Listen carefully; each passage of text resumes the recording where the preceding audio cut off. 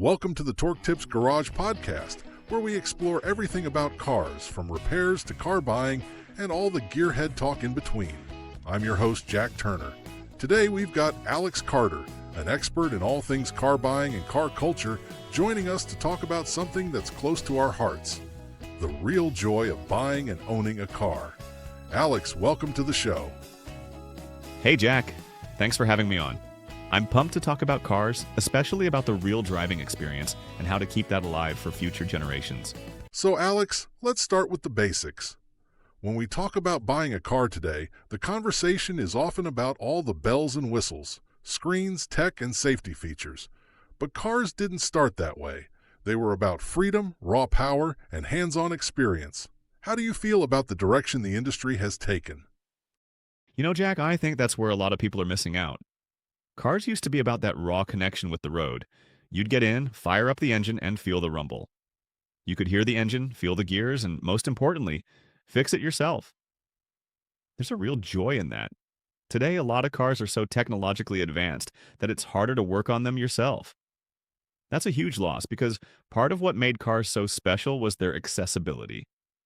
People could get their hands dirty, make repairs, and really understand how their cars worked.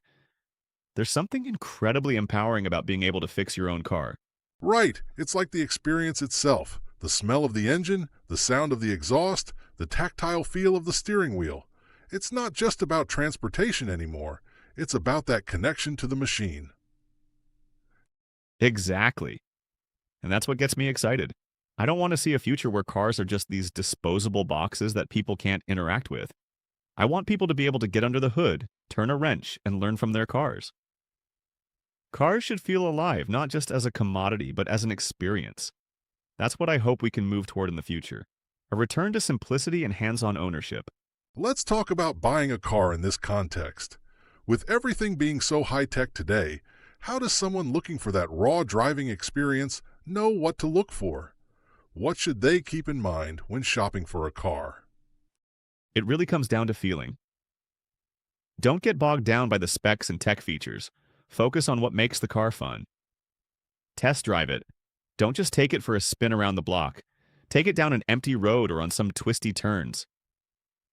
Does it feel like the car responds to you? Does it excite you? Does it have that feedback you can feel through the steering wheel? Those are the things that matter. And if it's an older car, don't shy away from something that might need a little work. A classic car, something like a 60s Mustang or an early 90s 4Runner, can give you that driving connection without all the modern distractions. And it's a hell of a lot easier to fix yourself. I love that. Feeling the road and being able to work on it with your own two hands.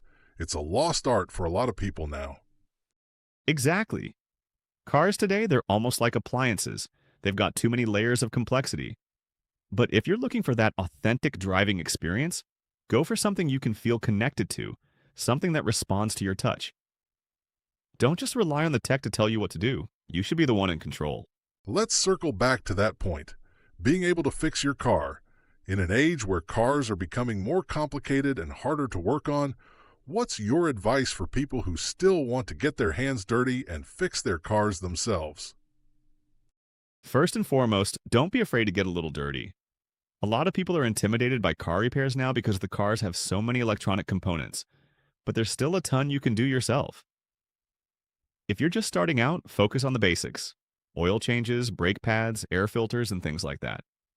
There's a huge community of people out there who are passionate about working on their cars and willing to share knowledge. Use YouTube, forums, and DIY websites to learn. Over time, you'll gain the skills and confidence to take on more complex repairs. So even in this age of tech-heavy cars, the DIY mindset is still alive and well? Absolutely. And there's nothing more satisfying than knowing that you've taken care of your car yourself. You feel like you own it. You get to know it inside and out, and that connection makes the car more than just an object. It becomes a part of your story. All right, Alex, here's a fun one for you. Imagine this.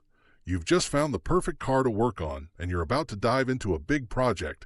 But then, out of nowhere, you get a call from a stranger saying they've got a classic car they'll sell you for next to nothing, but with a huge catch. It's in a barn on the edge of town, untouched for decades. What would you do? A classic car untouched for decades, huh? That's a tough one. I mean, it sounds like something out of a dream, and also a nightmare at the same time. It'd be like finding a diamond in the rough, but also something that could require a lot of work. I'd probably say yes in a heartbeat, but I'd go in knowing it might take years to get it back to prime condition. It'd be a huge challenge, but also an opportunity to bring a piece of history back to life. It's that raw excitement, isn't it? The idea of being able to revive something old, to take on a project that's about more than just getting from point A to point B. It's about being connected to the past and the joy of the work itself. Exactly. That's what makes the car experience so special, when you're working on something with soul, not just a piece of machinery. And that's the spirit I want to see in the future. Cars that are real, that connect with people on that level, and that you can still get your hands on, work on, and make your own. Oh, so Alex, with all this talk about the raw joy of cars, the experience of working on them, and keeping that connection alive, what's one thing you hope to see in the future of car culture? I really hope we see a return to the basics, Jack. Cars should be about the experience, the freedom, and the joy of getting your hands dirty. I want to see more cars that people can actually work on, cars that aren't just complex computers on wheels. I want the next generation of car owners to feel that same sense of pride and independence when they open the hood and fix something themselves. If we can bring that back, the spirit of the road, we'll have a car culture that's alive and thriving for years to come. Well said, Alex. And one last question. What's the most important life takeaway you've had that keeps you grounded, both personally and professionally? And just for fun, what's the book that's had the biggest impact on you? That's a great question, Jack. I'd say the most important takeaway for me is that nothing beats hard work and perseverance. The world might be moving fast with technology and new trends, but the basics, showing up, sticking with it, and putting in the effort, never go out of style. Whether it's buying a car, fixing it, or just tackling life's challenges, staying committed to the process is what makes all the difference in the long run. As for a book, it's got to be Zen and the Art of Motorcycle Maintenance by Robert M. Persig. It's not just about motorcycles, even though it's a great book for anyone who loves working on engines. It's about how we can approach life with a sense of quality and care, whether we're fixing something, building something, or just living our day-to-day lives.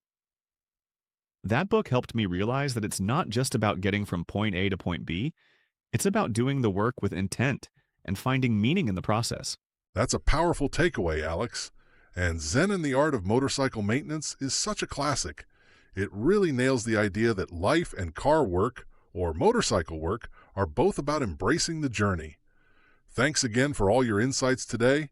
It's been awesome talking about cars with you, and I think you've really given people some fresh perspectives on what makes cars so special.